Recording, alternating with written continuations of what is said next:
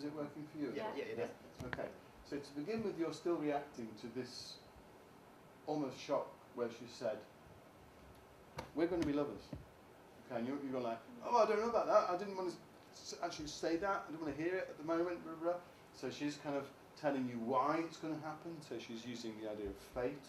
So she's going like, really sorry, there's nothing you or even me could do about it.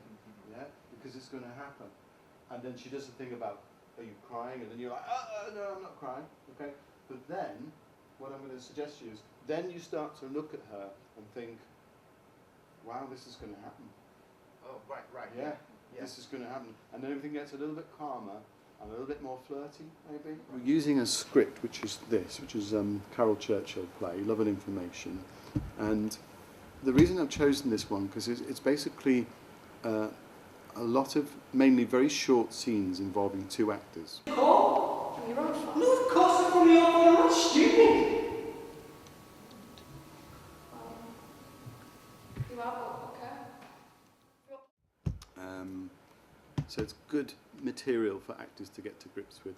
There's the wonderful script because there's so little information in there. It's ironic because of the title, but you don't know who the characters are. You don't know what the context is. You don't know who's even speaking. You don't even have the name of the person speaking. So you have to kind of work all that out.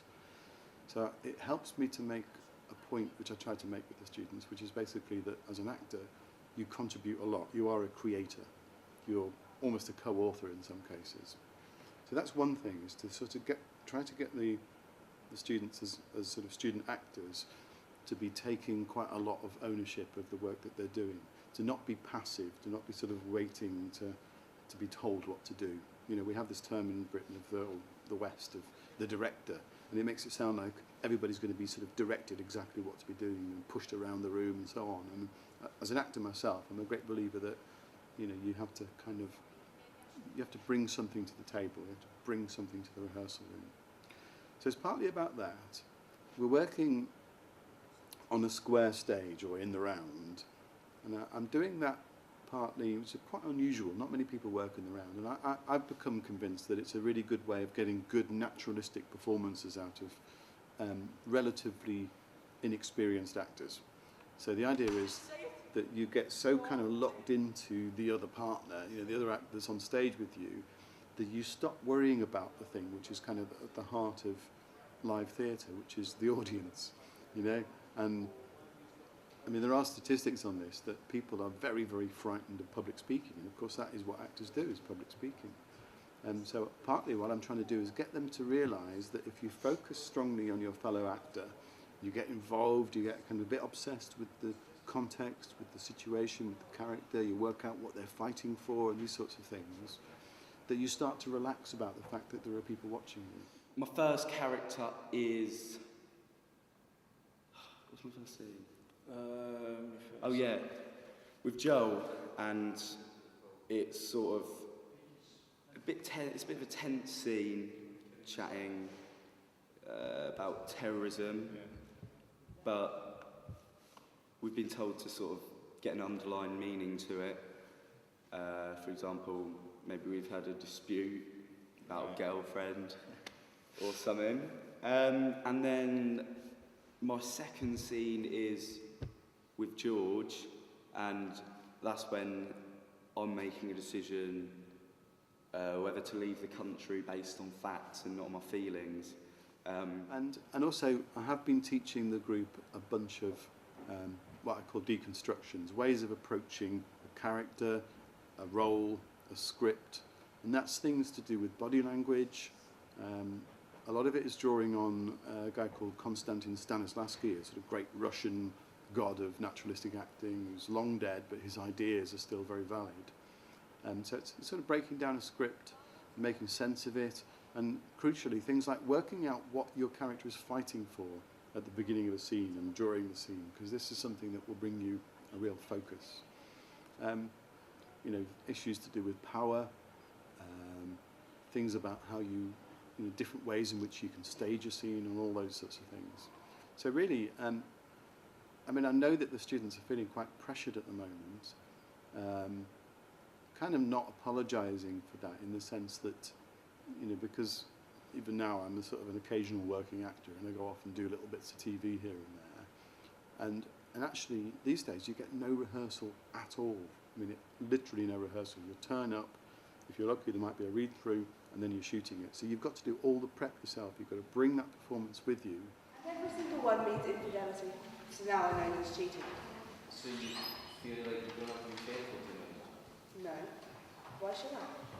To make way for us. Don't you think? Unless it's not about him. Who then? You and me. Well, that would mean we're definitely going to do it. So, either way. Either way. But also, hopefully, their response to that would be to sort of think, well, I care about this. I want to get on top of my lines. I want to work out what the context is. I want to find my partner, really work with them and get on top of it and so on. And you know, we have a small invited audience coming in 2 days' time, which will just be my colleagues. So in effect, we're working behind closed doors. That's another, you know, essential part of it, is we don't want people embarrassing themselves in front of strangers because it goes wrong, or they trip over, or they forget their lines or something. At the moment, it's kind of still behind closed doors. So I hope that they recognise that, you know, it's kind of positive pressure, which is a little bit reflective of the industry. I'm sure I'll find out in due course. But Well, the first character I play is a character with Bongzi, who has heard the voice of God, and Bongzi is kind of poking him to try and figure out what exactly he heard. In words. Sometimes in words, and sometimes just Silent. well, the words were silent. I was praying In your head. if you like, in my head.